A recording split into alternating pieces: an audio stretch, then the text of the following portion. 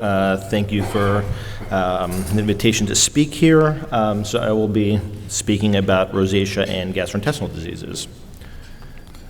Here are my disclosures. So, I think just a little bit of background as a reminder. Rosacea, very briefly, is a common inflammatory skin disease characterized by facial erythema, pustules. There's also clinical phenotypes that can include ocular involvement and phymatous changes as well. The heterogeneity of the disease and is certainly suggestive of a very complicated process, complicated disease. And among other things, there's substantial evidence that the GI system has an impact on rosacea and actually skin health in general. It's very complicated, still being fleshed out. No pun intended there.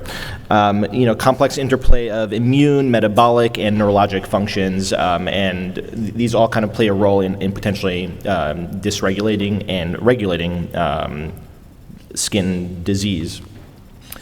So there are a number of kind of studies that have looked at different aspects about rosacea and the GI system that contributed to asking the question of what we evaluated here further. And so one of the things that have been implicated, and we touched on this earlier in the session, not specifically to rosacea, although I think it's relevant here as well, is the relationship with the gut microbiome. One of the things that I want to highlight here is that there have been a couple of studies here, and I'm not going to go through all the details of exactly what was found in terms of the different bacteria, but that there are gut microbiota that potentially serve as risk factors for rosacea using Mendelian randomization, which is important both from the perspective of the GI system potentially being implicated as contributing to the disease, but also because of the technique of Mendelian randomization looking at genetic factors, it does suggest, not surprisingly, that genetic background plays a role in potential susceptibility and development of rosacea as well. So there was also a cross-sectional study, so a little different look, identifying dysbiosis of different types here in rosacea patients as well. So some suggestion that the gut microbiome may play a role in rosacea. This study proposed kind of some mechanisms looking at potential roles for how rosacea may be related to the gut-skin axis. Potentially Demodex, which has been implicated in the disease as well, may be stimulating immune response and inflammation. Increased temperature from rosacea skin may cause staph epidermidis living on the skin to secrete more proteins, potentially worsening inflammation. H. pylori, which has been implicated as well, I'm going to go back to that a little bit, may increase nitric oxide production.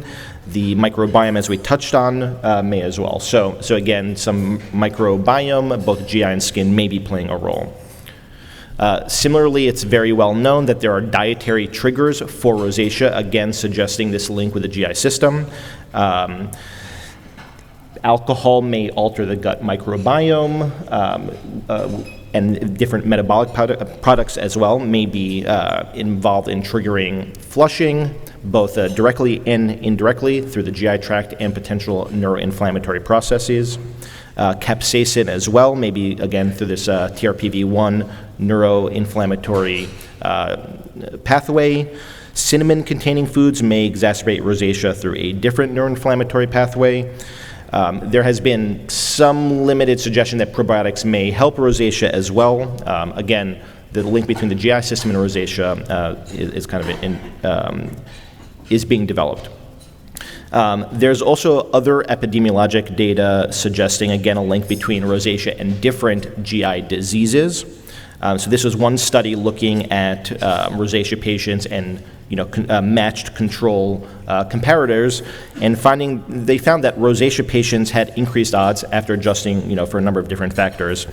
Increased odds of Barrett's esophagus, irritable bowel syndrome, non-diabetic gastroparesis, esophagitis, small intestinal bacterial overgrowth or SIBO, gastroesophageal reflux disease or GERD, diverticulitis, no association with gastritis or H. pylori infection in this study. So again, a lot of different GI diseases. A separate study looking at a Danish cohort found significant associations. Again, I won't kind of belabor the point. Celiac disease, Crohn's disease, ulcerative colitis, IBS again. This study did not find any association with SIBO or H. pylori either. There is other evidence suggesting a link between rosacea and IBD. Again, this was in a Taiwanese cohort. I'll just pause for a second and say, one of the challenges or things to keep in mind with these epidemiologic studies is that they are different populations. And given a disease that's very complicated, has potential genetic factors, understanding these links in different populations is critically important to kind of rounding out the overall picture of what these relationships may look like. So this is kind of a brief aside. So again, Taiwanese cohort, a UK population-based study, again found increased risk of rosacea in people with IBD, potentially a bidirectional association. This Korean cohort, again, in patients with IBD, an increased risk of rosacea. And so a meta-analysis kind of concluded that there is an increased risk of Crohn's disease and ulcerative colitis in patients with rosacea. The evidence for SIBO, small intestinal bacterial overgrowth, is a little mixed. I'm not going to go through each bullet point here directly, but it's kind of equivocal data. Some studies suggesting relationship, others without, and similarly H. pylori as well.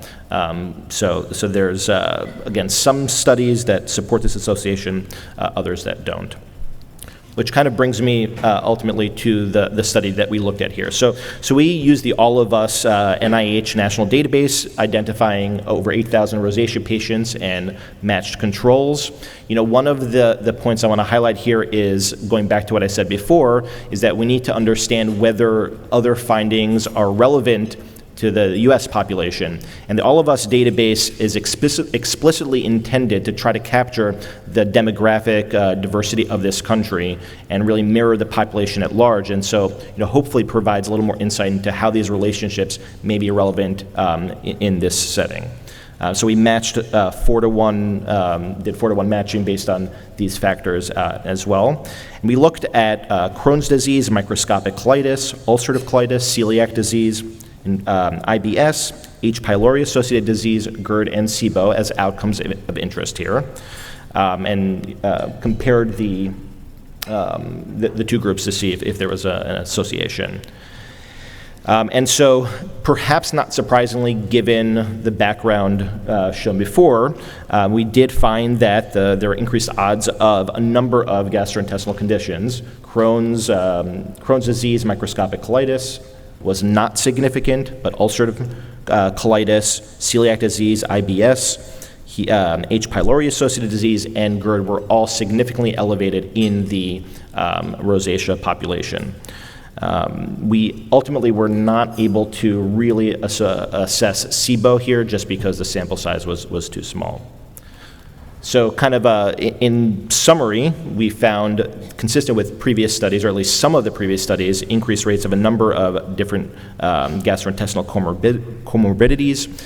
I think this increases the generalizability of prior findings to the North American diverse cohort, and I think that this provides an interesting first step to understand the relationship between the GI system and rosacea. But many more studies are needed to understand, how potential interventions may play a role, and to understand maybe some of the mechanistic links that ultimately may play a role in these two rosacea with gastrointestinal diseases.